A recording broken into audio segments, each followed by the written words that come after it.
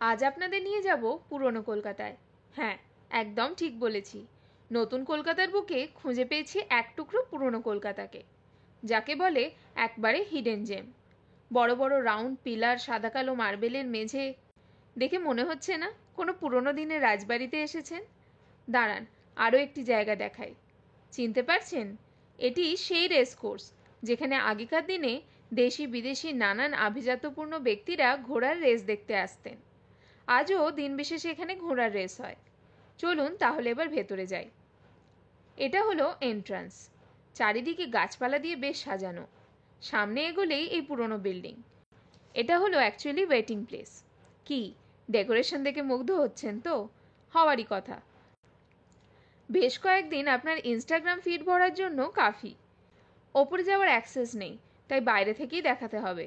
এবার বলি কিসের ওয়েটিং প্লেস।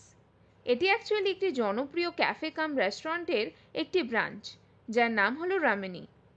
এটি মেনলি সাউথ ইন্ডিয়ান খাবারের জন্য ফেমাস, তাই ধোসা, ইডলি, বড়ার নানান রকম ভ্যারাইটি পেয়ে যাবেন।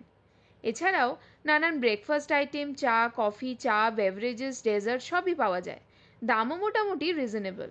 আপনাদের সুবিধার জন্য পুরো মেনু কার্ডটি ভিডিও লাস্টে আমি দিয়ে দেবো, আপনারা দেখে নিতে পারেন। তাহলে একটু লোকেশনের ব্যাপারে বলা যাক। অ্যাকচুয়ালি জায়গাটি হলো রয়্যাল ক্যালকাটা টার্ফ ক্লাব, যার সামনে দাঁড়ালে এই যে বাঁদিকের রাস্তাটি যাচ্ছে, এটা যাচ্ছে এক্সাইডের দিকে। আর এই যে ডান দিকের রাস্তাটা যাচ্ছে, এটা যাচ্ছে সেকেন্ড ব্রিজের দিকে।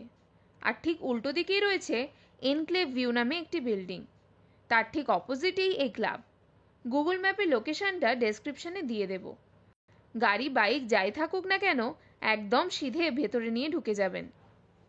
যেতে যেতেই ডান দিকে দেখা যায় ঘোড়া রাস্তা বল, কিন্তু আমাদের ডেস্টিনেশন বাঁ দিকে, তাই এগিয়ে গেলাম।